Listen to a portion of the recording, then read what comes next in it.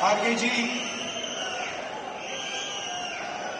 केसी वेणुगोपाल जी, रणदीप सुरजेवाला जी, सिद्धरमैया जी, DK Shiv Kumar ji, stage पे senior leaders, हमारे party के सब कार्यकर्ता, मीडिया के हमारे मित्र, आप सबका यहाँ बहुत बहुत स्वागत, नमस्कार।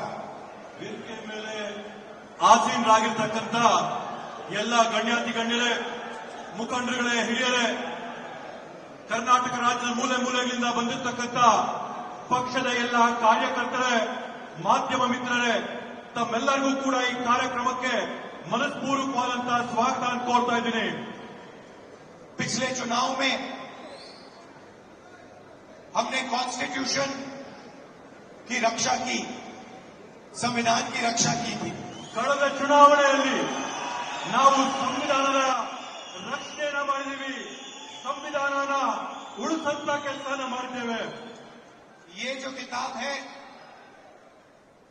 इसमें भारत की हजारों साल की विचारधारा है।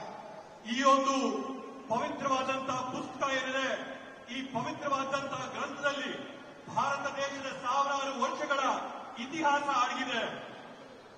इसमें महात्मा गांधी, अंबेडकर जी, जवाहरलाल नेहरू, सरदार पटेल की आवाज गूंजती है। ಈ ಒಂದು ಪವಿತ್ರವಾದ ಗ್ರಂಥದಲ್ಲಿ ಮಹಾತ್ಮ ಗಾಂಧೀಜಿ ಅವರು, ಬಾಬಾ ಸಾಹೇಬ್ ಅಂಬೇಡ್ಕರ್ ಅವರು, ಜವಾಹರ್ಲಾಲ್ ನೆಹರೂಜಿ ಅವರು, ಸರ್ದಾರ್ ವಲ್ಲಭಭಾಯಿ ಪಟೇಲ್ ಅವರ ಧ್ವನಿ ಇದರಲ್ಲಿ ನಮಗೆ ಕೇಳಿ ಬರ್ತಾ ಇದೆ।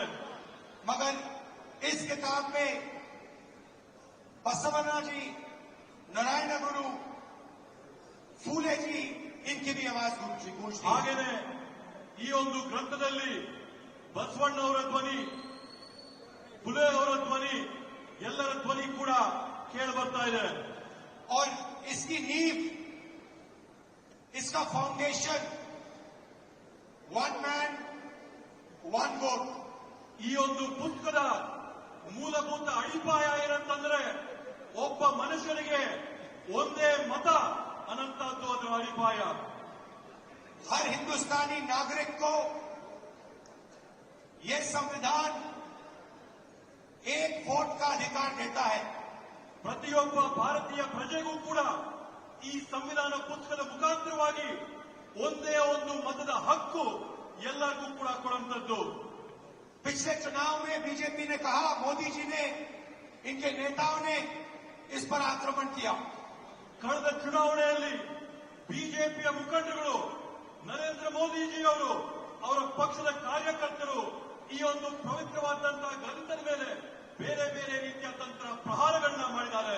हिंदुस्तान की संस्थाओं को खत्म करके इस पर आक्रमण किया। ಭಾರತ ದೇಶದ ವಿವಿಧವಾದಂತಹ ಸಂಸ್ಥೆಗಳನ್ನ ಅದರ ಮೇಲೆ ಪ್ರಹಾರ ಮಾಡಿ ಈ ಒಂದು ಸಂವಿಧಾನನ ಮುಗಿಸಂತ ಷಡ್ಯಂತ್ರ ಪ್ರಯತ್ನ ಮಾಡಿದ್ರು। पिछले चुनाव में हमारे सामने एक सवाल उठा। ಕಳೆದ ಚುನಾವಣೆಯಲ್ಲಿ ನಮ್ಮೆಲ್ಲರ ಮುಂದೆ ಒಂದು ಪ್ರಶ್ನೆ ಉದ್ಭವಿಸಿತು। लोकसभा का चुनाव हुआ, उसके बाद महाराष्ट्र का चुनाव होता है।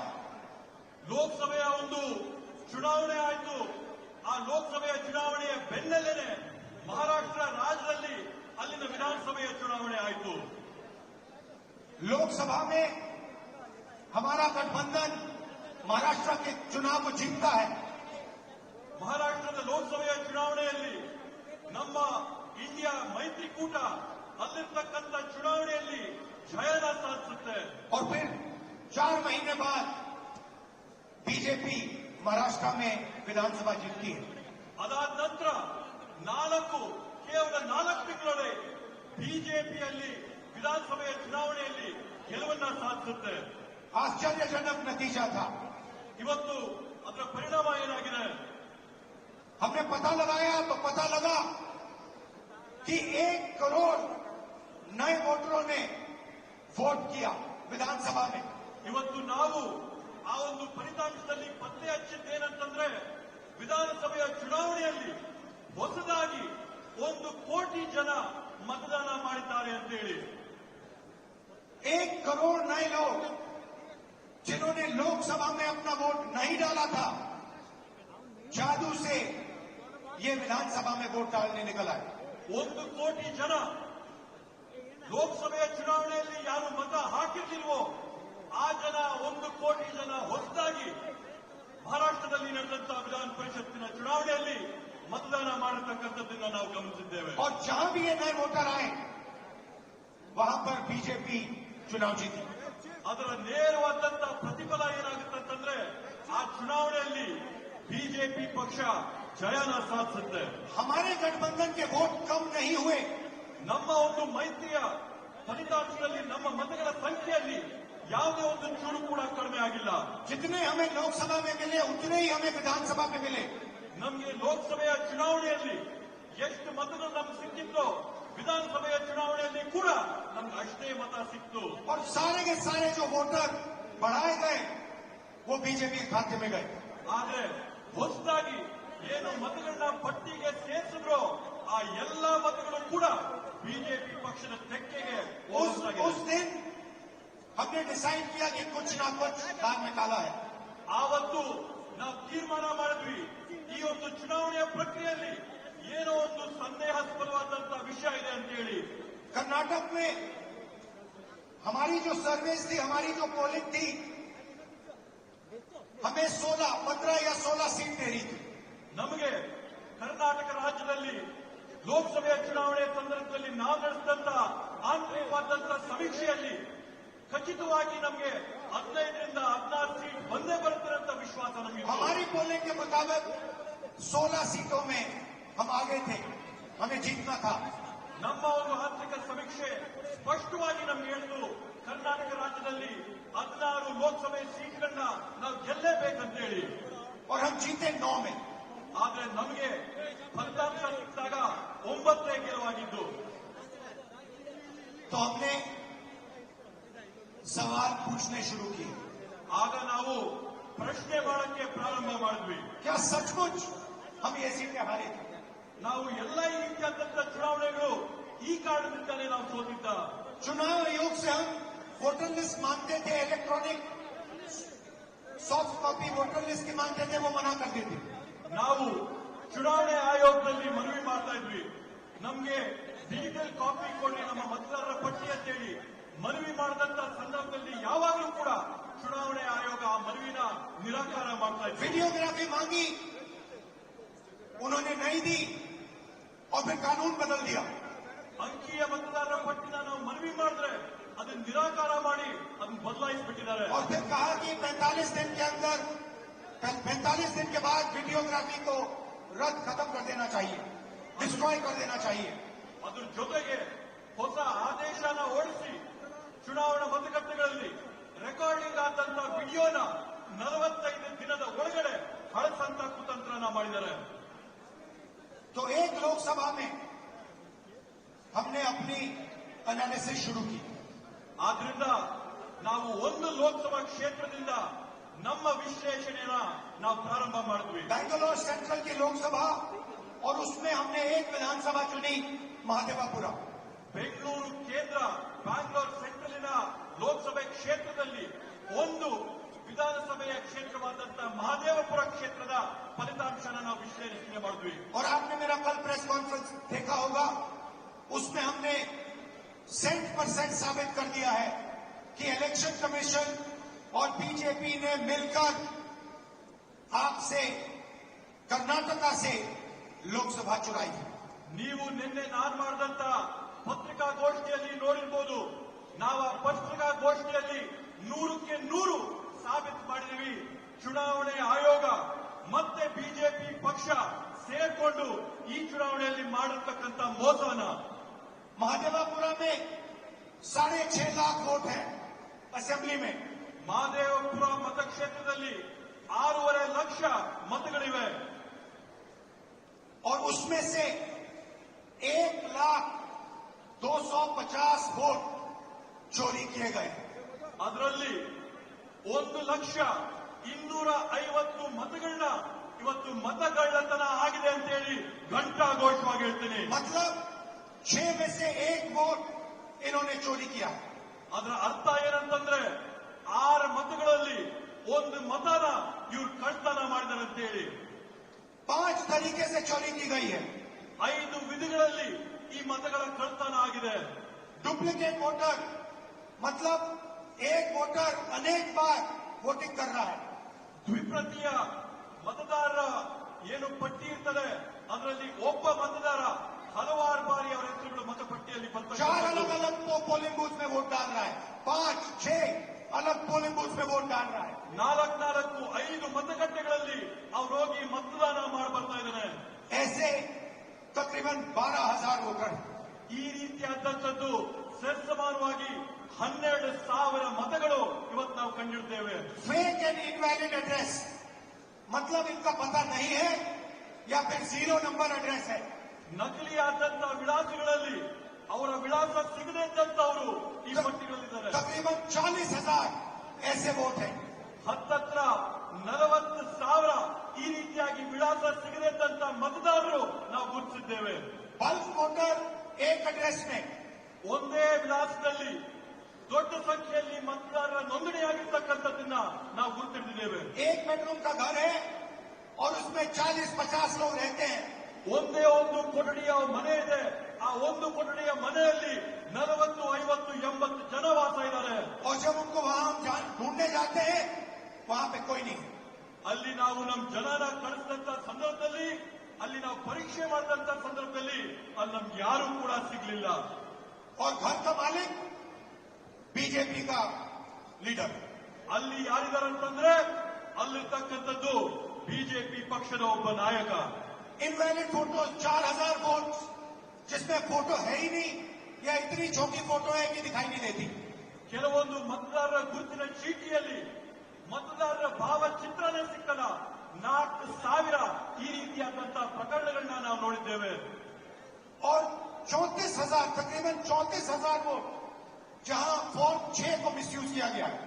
ಮತ್ತೆ ಅದರ ಜೊತೆಗೆ ವಿಶೇಷವಾಗಿ ಸುಮಾರು 32,000 ಪ್ರಕರಣಗಳಲ್ಲಿ ಮತದಾರರ ಪಟ್ಟಿಯಲ್ಲಿ ನಮೂನೆ 6ರಲ್ಲಿ ಏನು ನೂತನವಾಗಿ ಮತದಾನ ಹಾಕಬೇಕೋ ಅದರಲ್ಲಿ ನಾವು ಅವ್ಯವಹಾರ ಕಂಡಿದ್ದೇವೆ। फॉर्म 6 फर्स्ट टाइम वोटर्स के लिए होती है। ನಮೂನೆ 6 ಏನಿರುತ್ತೆ ಚುನಾವಣೆಯ ಪ್ರಕ್ರಿಯೆಯಲ್ಲಿ ಅದು ನೂತನವಾಗಿ ಮತದಾನ ಮಾಡೋರಿಗೋಸ್ಕರ ಮೀಸಲು ಮಾಡಿರ್ತಕ್ಕಂಥ ನಮೂನೆ। 34,000 ऐसे लोग हैं जिनकी आयु किसी की 90 साल, किसी की 80, 81, 82।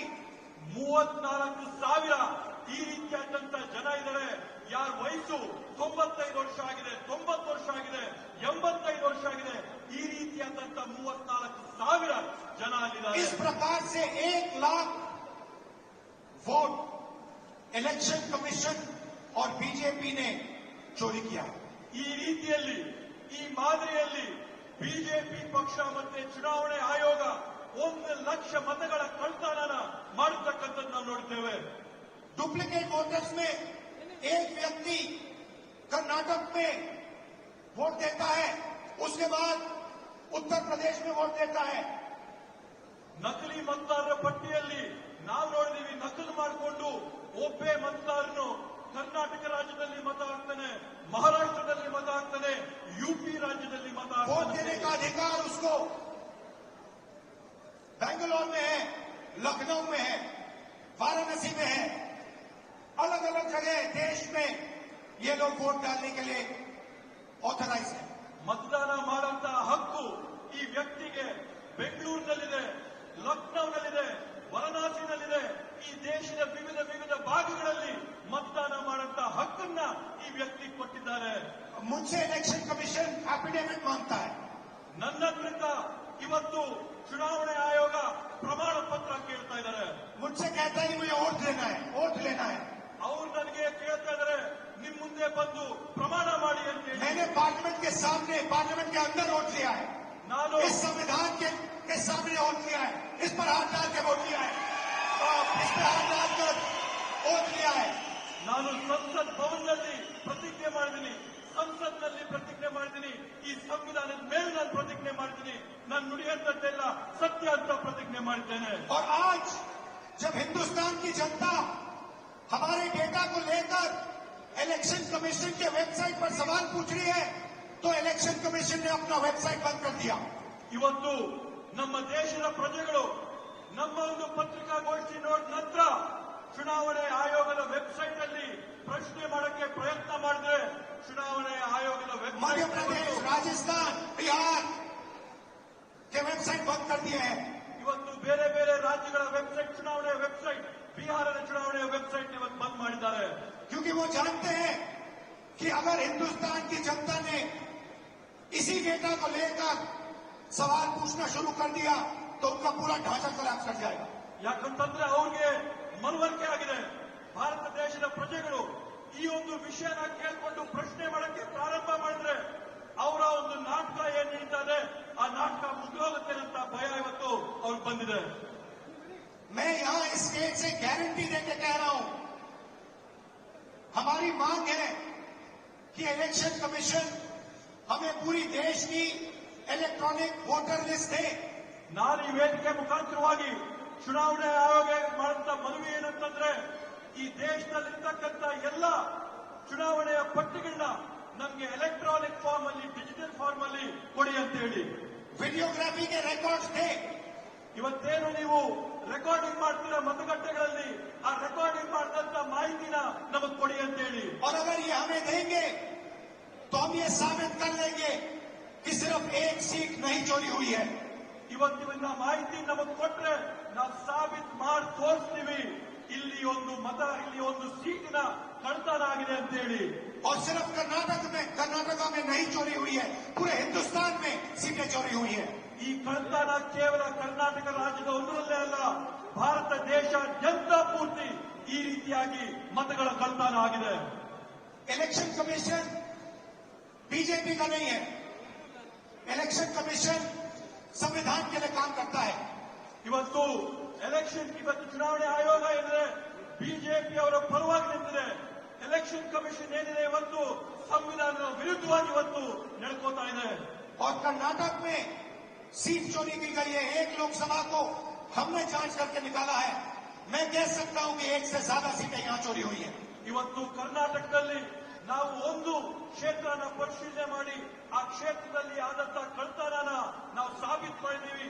100ಕ್ಕೆ 100 ನಾನು ನಿಮ್ಗೆ ಆಶ್ವಾಸನೆ ಕೊಡ್ತೀನಿ, ಕರ್ನಾಟಕ ರಾಜ್ಯಾದ್ಯಂತ ನಾವು ಪರಿಶೀಲನೆ ಮಾಡಿದ್ರೆ ಒಂದಲ್ಲ ಹಲವಾರು ಉದಾಹರಣೆ ನಮ್ಗೆ ಸಿಗುತ್ತೆ ಅಂತ ಹೇಳಿ। जो कॉन्स्टिट्यूशन का फाउंडेशनल आइडिया है, वन मैन वन वोट, इस पर इलेक्शन कमीशन और उसके सारे के सारे अफसर आक्रमण कर रहे हैं। इसका मतलब वो संविधान पर आक्रमण कर रहे हैं। ಇವತ್ತು ಸಂವಿಧಾನದ ಮೂಲ ಧ್ಯೇಯ ಏನಿದೆ, ಸಂವಿಧಾನದ ಮೂಲ ಧ್ಯೇಯ ಅಂದ್ರೆ ಒಬ್ಬ ವ್ಯಕ್ತಿಗೆ ಒಂದೇ ಮತ ಅನ್ನುವಂಥದ್ದು ಚುನಾವಣೆ ಆಯೋಗದ ಅಧಿಕಾರಿಗಳು ಅವರಲ್ಲಿರ್ತಕ್ಕಂಥ ಸಿಬ್ಬಂದಿ ವರ್ಗದವರು ಎಲ್ಲರೂ ಕೂಡ ಒಗ್ಗಟ್ಟಾಗಿ ಸೇರಿ ಈ ಸಂವಿಧಾನದ ಮೇಲೆ ಪ್ರಹಾರ ಮಾಡಿ ಅದ್ರ ಮೇಲೆ ಹಲ್ಲೆ ಮಾಡಿ हिंदुस्तान के गरीब जनता पर आक्रमण कर रहे हैं। ಕರ್ನಾಟಕ ರಾಜ್ಯದ ಭಾರತ ದೇಶದ ಬಡ ಜನರ ಮೇಲೆ ಆಕ್ರಮಣ ಮಾಡ್ತಾ ಇದ್ದಾರೆ। और मैं उनसे कहना चाहता हूं, अगर आप सोच रहे हो कि आप इस पर आक्रमण करके बचोगे तो फिर से सोचो। ನಾನು ಅವರೆಲ್ಲರಿಗೂ ಕೂಡ ಸ್ಪಷ್ಟವಾಗಿ ಒಂದು ಮಾತಾಡಕ್ಕೆ ಬಯಸ್ತೇನೆ, ನೀವು ಈ ಸಂವಿಧಾನದ ಮೇಲೆ ಪ್ರಹಾರ ಮಾಡಿ ನೀವು ಯಶಸ್ವಿ ಆಗ್ತೀರಾ ಅಂತಂದ್ರೆ ತಾವು ಮತ್ತೊಮ್ಮೆ ಆಲೋಚನೆ ಮಾಡಬೇಕು ಅಂತ ಒಂದು ವಾರ್ನಿಂಗ್ ನಿಮ್ಗೆ ಕೊಡ್ತೀನಿ। टाइम लगेगा मगर हम आपको पकड़ेंगे। ಸಮಯ ಬರುತ್ತೆ, ಆದ್ರೆ ನಿಮ್ಗೆ ತಕ್ಕಂತ ಪಾಠನ ಕಲಿಸ್ತೀವಿ, एक करके पकड़ेंगे, ಒಬ್ಬೊಬ್ಬರನ್ನ ಹುಡುಕಿ ನಿಮಗೆ ಪಾಠ ಕಲಿಸ್ತೀವಿ। मेरी बात याद रखना है, ದೇಶಾದ್ಯಂತ ಹುಡುಕ್ಕೊಡ್ತೀವಿ। क्योंकि आप अगर इस पर हमला करोगे तो हम आप पर हमला करेंगे। ನೀವು ಈ ಪವಿತ್ರ ಸಂವಿಧಾನದ ಮೇಲೆ ಹಲ್ಲೆ ಮಾಡಿದ್ರೆ ನೇರವಾಗಿ ನಾವು ನಿಮ್ಮ ಮೇಲೆ ಹಲ್ಲೆ ಮಾಡ್ತೀವಿ, ನಿಮ್ಮನ್ನು ಗುರಿ ಮಾಡ್ತೀವಿ। ये हिंदुस्तान की आवाज है। ಈ ಒಂದು ಪವಿತ್ರವಾದಂತಹ ಗ್ರಂಥ ಈ ದೇಶದ ಧ್ವನಿ। याद रखिए, नरेंद्र मोदी 25 सीट की मार्जिन से प्रधानमंत्री है। ತಾವು ನೆನಪಿಟ್ಕೋಬೇಕು, ನರೇಂದ್ರ ಮೋದಿ ಅವರು ಕೇವಲ 25 ಸೀಟುಗಳಿಂದ ಇವತ್ತು ಈ ದೇಶದ ಪ್ರಧಾನಮಂತ್ರಿ ಆಗಿದ್ದಾರೆ। एक सीट हमने दिखाने की चोरी हुई है। ಒಂದು ಸೀಟ್ ನಾವು ಸಾಬೀತು ಮಾಡಿ ತೋರಿಸಿದೀವಿ ಕಳ್ತನ ಆಗಿದೆ ಆ ಸೀಟ್ ಅಂತ ಹೇಳಿ। 25 सीट वो 35,000 या कम वोटों से जीते हैं। 25 ಸ್ಥಾನಗಳನ್ನ ಅವರು 34,000 ಕಡಿಮೆ ಅಂತರದಲ್ಲಿ ಇವತ್ತು ಜಯ ಸಾಧಿಸಿರೋದನ್ನ ನಾವು ನೋಡಿದೀವಿ। ಮಾಡ್ತೀವಿ. अगर हमें इलेक्ट्रॉनिक डेटा मिल जाए हम साबित कर देंगे कि हिंदुस्तान का प्रधानमंत्री चोरी करके प्रधानमंत्री बना है.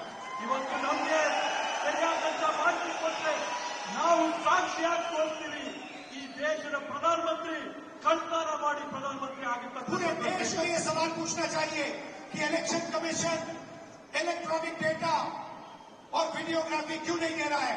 ಇವತ್ತು ಪೂರ್ತಿ ದೇಶ ಒಕ್ಕೊರಲಿಂದ ಪ್ರಶ್ನೆ ಮಾಡಬೇಕಾಗಿದೆ.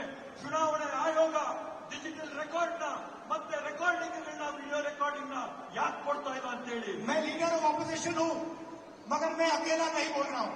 ನಾನು ವಿರೋಧ ಪಕ್ಷದ ನಾಯಕನಾಗಿರ್ಬೋದು ಆದ್ರೆ ನಾನು ಒಬ್ಬೊಟ್ಟಿಗನಾಗಿ ಮಾತಾಡ್ತಾ ಇಲ್ಲ. हिंदुस्तान की सारी राजनीतिक ऑपोजिशन की पार्टियां ये सवाल पूछ रही हैं. ಈ ದೇಶದ ಎಲ್ಲಾ ರಾಜಕೀಯ ಪಕ್ಷಗಳು ಕೂಡ ನಮ್ಮ ಜೊತೆ ನಿಂತು ಇದನ್ನ ಪ್ರಶ್ನೆ ಮಾಡ್ತಾ ಇದ್ದಾರೆ. और इलेक्शन कमीशन को एकदम ये डेटा हमारे हवाले कर देना चाहिए. ಅದೇ ರೀತಿಯಲ್ಲಿ ಚುನಾವಣಾ ಆಯೋಗ ಈ ಕೂಡಲೇ ಈ ಎಲ್ಲಾ ಮಾಹಿತಿಗಳನ್ನ ಬಹಿರಂಗಪಡಿಸಬೇಕು ಅಂತ ಹೇಳ್ತೇನೆ. कर्नाटक में जो हमने डेटा निकाला है वो एक क्राइम का एविडेंस है. ಕರ್ನಾಟಕ ರಾಜ್ಯದಲ್ಲಿ ನಾವು ತೆಗೆದಿರ್ತಕ್ಕಂಥ ಮಾಹಿತಿ ಒಂದು ದೊಡ್ಡ ಕುತಂತ್ರದ ಸಾಕ್ಷ್ಯ ಗುಡ್ಡ ಆಗಿ ನಿಂತಿದೆ. 6 महीने लगे हमें उस डेटा को निकालने के लिए. 6 ತಿಂಗಳಿನ ಕಾಲಾವಧಿ ಆಗಿದೆ ನಮ್ಗೆ ಆ ಮಾಹಿತಿನೆಲ್ಲ ಸಂಗ್ರಹ ಮಾಡೋದಕ್ಕೋಸ್ಕರ. इतना बड़ा कागजों की फाइल थी. 7 ಅಡಿ ಎತ್ತರದ ಕಾಗದಗಳ ಪತ್ರಗಳ ಪೇಪರ್ಗಳನ್ನ ಇವತ್ತು ನಾವು ಪರಿಶೀಲನೆ ಮಾಡಿದ್ದೇವೆ. एक फोटो को लाखों फोटो के सामने कंपेयर किया है. ಒಂದು ಭಾವಚಿತ್ರನ ಲಕ್ಷಾಂತರ ಭಾವಚಿತ್ರಗಳ ಜೊತೆಗೆ ಹೋಲಿಕೆ ಮಾಡಿದ್ದೇವೆ. ನಾವು हर एक नाम को चेक किया है. ಪ್ರತಿಯೊಂದು ಹೆಸರನ್ನ ನಾವು ಪರಿಶೀಲನೆ ಮಾಡಿದ್ದೇವೆ. और हम मानते हैं कि हिंदुस्तान का पूरा जो डेटा है इलेक्शन का डेटा है वो एविडेंस है. ಇವತ್ತು ನಾವು ಹೇಳ್ತೀವಿ ಭಾರತ ದೇಶದಲ್ಲಿ ನಡೆದಿರ್ತಕ್ಕಂಥ ಚುನಾವಣೆಗಳಲ್ಲಿ ಇರ್ತಕ್ಕಂಥ ಮತಪಟ್ಟಿಗಳು ಇದಕ್ಕೆ ಸಾಕ್ಷಿಯಾಗಿವೆ. ಪ್ರತಿಯೊಂದು ಈ और ಮತಗಳ अगर उसको किसी ने डिस्ट्रॉय किया तो वो एविडेंस को डिस्ट्रॉय करता है.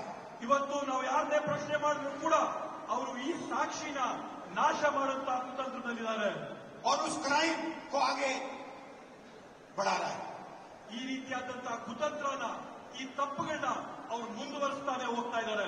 और इलेक्शन कमीशन के लोगों को एक और बात माननी होगी, समझना होगा. ಇವತ್ತು ಎಲೆಕ್ಷನ್ ಚುನಾವಣೆ ಆಯೋಗದವರು ಜನರನ್ನ ಕೇಳಂತ ಮತ್ತೊಂದು ಪ್ರಶ್ನೆಗೆ ಉತ್ತರ ಕೊಡಬೇಕಾಗ್ತದೆ. हमें एक सीट की सच्चाई निकालने के लिए 6 महीने लगे. ನಮಗೆ ಒಂದು ಸೀಟಿನ ವಾಸ್ತವಾಂಶ ತೆಗೆಯುವಷ್ಟರಲ್ಲಿ 6 ತಿಂಗಳಿನ ಕಾಲಾವಧಿ ಬೇಕಾಗಿತ್ತು. मगर अगर आपने हमें डेटा नहीं दिया तो हम ये काम एक नहीं 10, 15, 20, 25 सीटें में भी कर सकते हैं. ನೀವೇನಾದ್ರೂ ನಮ್ಗೆ ಮಾಹಿತಿನ ಕೊಟ್ಟಿಲ್ಲ ಅಂದ್ರೆ ನೇರವಾಗಿ ನಾವು ನಿಮ್ಗೆ ಹೇಳ್ತಾ ಇದೀವಿ, ಒಂದು ಕ್ಷೇತ್ರ ಅಲ್ಲ 5, 10, 15, 25 ಕ್ಷೇತ್ರಗಳಲ್ಲಿ ನಾವು ಈ ಮಾಹಿತಿನ ಸಂಗ್ರಹ ಮಾಡಿ ಬಹಿರಂಗ ಮಾಡ್ತೀವಿ. पेपर कॉपियां हैं हमारे पास. ನಮ್ಮ ಹತ್ರ ಮಾಹಿತಿ ಇದೆ ಇದ್ರ ಬಗ್ಗೆ. आप छुपा नहीं सकते ನೀವು ಇದನ್ನ ಯಾವುದೇ ಕಾರಣಕ್ಕೂ ಬಚ್ಚಿಡಕ್ಕಾಗಲ್ಲ, ಮುಚ್ಚಿಡಕ್ಕಾಗಲ್ಲ. और आप छुप नहीं सकते. ನೀವು ಸುಮ್ಮನೆ ಕೂಡ ಇರಕ್ ಸಾಧ್ಯವಿಲ್ಲ. एक न एक दिन आपको ऑपोजिशन का सामना करना पड़ेगा. ಒಂದಲ್ಲ ಒಂದಿನ ನೀವು ವಿರೋಧ ಪಕ್ಷಗಳನ್ನ ಎದುರಿಸಲೇಬೇಕಾಗುತ್ತೆ ಅಂತ ಹೇಳ್ತೀನಿ. ಈ ಸಂದರ್ಭದಲ್ಲಿ हर ऑफिसर को और इलेक्शन कमिश्नर को ये बात अच्छी तरह समझ लेनी चाहिए. ಚುನಾವಣೆ ಆಯೋಗದ ಪ್ರತಿಯೊಬ್ಬ ಅಧಿಕಾರಿಗೆ, ಅವರ ಮುಖ್ಯಸ್ಥರಿಗೆ, ಪ್ರತಿಯೊಬ್ಬರಿಗೂ ಕೂಡ ಈ ವಿಷಯ ಮನವರಿಕೆ ಆಗಬೇಕು ಅಂತ ಹೇಳ್ತೀನಿ. यहाँ पे एक लोकसभा चोरी की गई है. ಇಲ್ಲೇ ಒಂದು ಚುನಾವಣೆಯ ಫಲಿತಾಂಶನ ಕಳ್ತನ ಮಾಡಿದಂತಾಗಿದೆ. ये एक क्रिमिनल एक्ट है. कर्नाटक की जनता के खिलाफ एक क्रिमिनल एक्ट है. ಇದು ಕರ್ನಾಟಕ ರಾಜ್ಯದ ಜನತೆಯ ವಿರುದ್ಧವಾಗಿ ಇದೊಂದು ದೊಡ್ಡ ಅಪರಾಧವಾಗಿ ನಿಂತಿದೆ. ಅಪರಾಧ ಮಾಡಿದ ಇವತ್ತು ಕರ್ನಾಟಕ और ವಿರುದ್ಧವಾಗಿ. कर्नाटका की सरकार को इस क्राइम का इन्वेस्टिगेशन करना चाहिए और एक्शन लिया जाना चाहिए. ಕರ್ನಾಟಕ ರಾಜ್ಯ ಸರ್ಕಾರ ಈ ಒಂದು ಅಪರಾಧದ ವಿರುದ್ಧವಾಗಿ ತನಿಖೆ ನಡೆಸಬೇಕು, ಜನಕ್ಕೆ ನ್ಯಾಯ ಕೊಡಿಸಬೇಕು ಅಂತ ಈ ಸಂದರ್ಭದಲ್ಲಿ ಹೇಳ್ತೇನೆ. ये जो इलेक्शन कमीशन के ऑफिसर्स हैं जिन्होंने 1000, 10,000, 15,000 लोगों को, फेक लोगों को वोटर लिस्ट में डाला है, इनसे सवाल पूछना चाहिए. ಇವತ್ತು ಯಾವ ಚುನಾವಣಾ ಅಧಿಕಾರಿಗಳಿದ್ದಾರೆ, ಯಾರು ಸೇರ್ಕೊಂಡು 5,000, 10,000, 15,000 ಮತಗಳನ್ನ ಇವತ್ತು ಮತದಾರರ ಪಟ್ಟಿಗೆ ಸೇರಿಸಿದ್ದಾರೆ, ಅವರೆಲ್ಲರಿಗೂ ಕೂಡ ಇವತ್ತು ಪ್ರಶ್ನೆ ಮಾಡಬೇಕಾಗಿದೆ. और महादेवापुरा की सच्चाई निकालनी चाहिए. ಮತ್ತೆ ಮಹದೇವಪುರ ಚುನಾವಣೆಯಲ್ಲಿ ನಡೆದಂತ ವಾಸ್ತವಾಂಶನ ಹೊರಗೆ ತೆಗಿಬೇಕಾಗಿದೆ. मैं आप सबका दिल से धन्यवाद करता हूं कि आप कांग्रेस पार्टी के कार्यकर्ता जिनके खून में इस संविधान का डीएनए ನಾನು ಮತ್ತೊಮ್ಮೆ ತಮ್ಮೆಲ್ಲರಿಗೂ ಕೂಡ ಮನಸ್ಪೂರ್ವಕವಾದಂತಹ ಧನ್ಯವಾದ ಹೇಳಕ್ ಬಯಸ್ತೀನಿ. ಕಾಂಗ್ರೆಸ್ ಪಕ್ಷದ ಕಾರ್ಯಕರ್ತರಾದಂತಹ ತಾವೆಲ್ಲರೂ ಕೂಡ ತಮ್ಮ ರಕ್ತಗತವಾಗಿ ರಕ್ತದಲ್ಲಿ ಸಂವಿಧಾನದ ಡಿಎನ್ಎ ತಮ್ಮೆಲ್ಲರಲ್ಲಿ ಕೂಡ ಇದೆ ಅಂತ ಹೇಳಿ आपको याद होगा कि कर्नाटका की सरकार चोरी की गई थी. ತಮಗೂ ಕೂಡ ನೆನಪಿರಬಹುದು, ಈ ಹಿಂದೆ ಕರ್ನಾಟಕ ರಾಜ್ಯದ ಸರ್ಕಾರನ ಕೂಡ ಕಳ್ತನ ಮಾಡಿದಂತದ್ದು. पैसा देकर चोरी की गई थी. ಕಾಸುಗಳನ್ನ ಕೊಟ್ಟು ಹಣ ಕೊಟ್ಟು ಸರ್ಕಾರ ಕಳ್ತನ ಆಯಿತು. और मैं आपसे अब कह रहा हूं 100% सबूत के साथ कि लोकसभा में भी आपसे चोरी की गई. ನಾನು ಮತ್ತೊಮ್ಮೆ ತಮ್ಗೆ ಹೇಳ್ತಾ ಇದ್ದೀನಿ, 100% ವಿಶ್ವಾಸದೊಂದಿಗೆ ಹೇಳ್ತಾ ಇದ್ದೀನಿ, ಸಾಕ್ಷಿ ಆಧಾರದ ಜೊತೆ ಹೇಳ್ತಾ ಇದ್ದೀನಿ, ಲೋಕಸಭೆಯ ಚುನಾವಣೆ ಕೂಡ ಕಳ್ತನ ಆಗಿದೆ. बीजेपी की विचारधारा इस संविधान के खिलाफ, ಬಿಜೆಪಿ ಅವರ ತತ್ವ ಸಿದ್ಧಾಂತ ಈ ಸಂವಿಧಾನದ ವಿರೋಧವಾಗಿದೆ. और ये हिंदुस्तान के गरीब लोगों का, किसानों का, मजदूरों का, छोटे व्यापारियों का हथियार है. ಇವತ್ತು ಈ ಸಂವಿಧಾನ ಈ ದೇಶದಲ್ಲಿರ್ತಕ್ಕಂಥ ಬಡವರು, ಕಾರ್ಮಿಕರು, ರೈತರು, ಕೂಲಿ ವರ್ಗದವರು ಇವರೆಲ್ಲರ ರಕ್ಷಣೆಗಿರ್ತಕ್ಕಂಥದ್ದು ಈ ಒಂದು ಪವಿತ್ರ ಪುಸ್ತಕ ಮಾತ್ರ. और हर कांग्रेस पार्टी का कार्यकर्ता और नेता इसकी रक्षा करेगा. ಮತ್ತೆ ಪ್ರತಿ ಕಾಂಗ್ರೆಸ್ ಪಕ್ಷದ ನಾಯಕರುಗಳು, ಮುಖಂಡರು, ಕಾರ್ಯಕರ್ತರು ತಾವೆಲ್ಲರೂ ಕೂಡ ಇದರ ರಕ್ಷಣೆಯನ್ನ ಮಾಡಬೇಕು ಅಂತ ಮನವಿ ಮಾಡ್ತೇವೆ. और इलेक्शन कमीशन को एकदम हिंदुस्तान की सारी इलेक्ट्रॉनिक वोटर लिस्ट पिछले 10 साल की हमें दिलवा दे देनी चाहिए. ಚುನಾವಣೆ ಆಯೋಗ ಇವತ್ತು ಈ ದೇಶದಲ್ಲಿ ನಡೆದಂತ ಕಳೆದ 10 ವರ್ಷದ ಚುನಾವಣೆಗಳ ಮತದಾರರ ಪಟ್ಟಿನ ಈ ಕೂಡಲೇ ಬಿಡುಗಡೆ ಮಾಡಬೇಕು ಅಂತ ಆಗ್ರಹ ಮಾಡ್ತೇವೆ. और वीडियोग्राफी भी देनी चाहिए. ಅದರ ಜೊತೆಗೆ ಮತಗಟ್ಟೆಗಳಲ್ಲಿ ಮಾಡುವಂತ ವಿಡಿಯೋ ರೆಕಾರ್ಡಿಂಗ್ ಕೂಡ ಬಹಿರಂಗಪಡಿಸಬೇಕು ಅಂತ ಹೇಳ್ತೇವೆ. और अगर ये नहीं देंगे तो वो एक क्राइम को छुपा रहे हैं.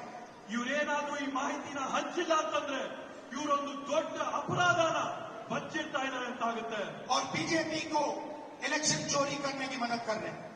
ಮತ್ತೆ ಅದರ ಜೊತೆಗೆ ಚುನಾವಣೆ ಆಯೋಗ ಬಿಜೆಪಿ ಪಕ್ಷಕ್ಕೆ ಚುನಾವಣೆ ಮತಗಳ್ಳತನ ಮಾಡೋದಕ್ಕೆ ಸಹಕಾರ ಕೊಡ್ತಾ ಇದೆ ಅಂತ ಆಗುತ್ತೆ. जय संविधान, जय हिंद, ಜೈ ಸಂವಿಧಾನ್.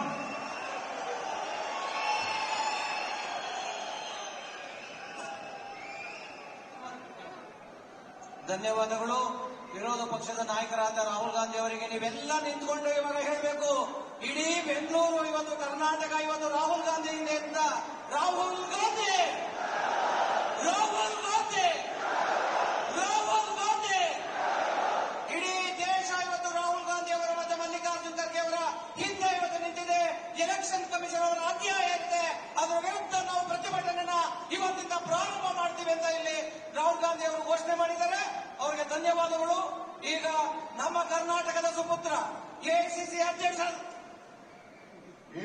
ಅಧ್ಯಕ್ಷ ಅಂತ ಶ್ರೀ ಮಲ್ಲಿಕಾರ್ಜುನ್ ಖರ್ಗೆ ಸಾಹೇಬರು ತಮ್ಮನ್ನು ಉದ್ದೇಶಿಸಿ ಮಾತನಾಡ್ತಾ ಇದ್ದಾರೆ.